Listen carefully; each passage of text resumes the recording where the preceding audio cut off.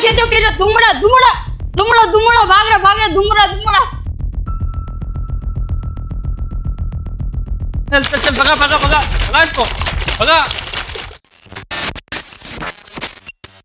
भैया वो है ना, हम लोग थोड़ा पहले जानवर लेंगे, इंशाल्लाह उनकी खिदमत करेंगे। ठीक है, बहुत अच्छा आपका फैसला है, हमें जानवर की खिदमत करने का भी मौका मिलेगा इंशाल्लाह। ठीक है, चलते कल मंडी इंशाल्लाह। ठीक है, किच आजा आजा आजा आजा आजा किच किच किच किच किच। क्या कर रहे हैं, क्या कर रहे हैं? आप तो जानवरों को तकलीफ दे रहे हैं।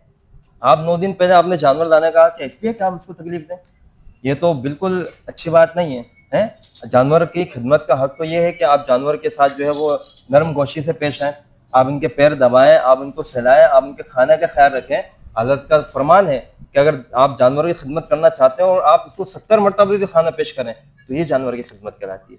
इस तरह कोशिश फरमाएं, आइंदा ना करें ताकि दूसरों को भी अच्छी तरबियत जाए, है ना? ठीक है, ठीक।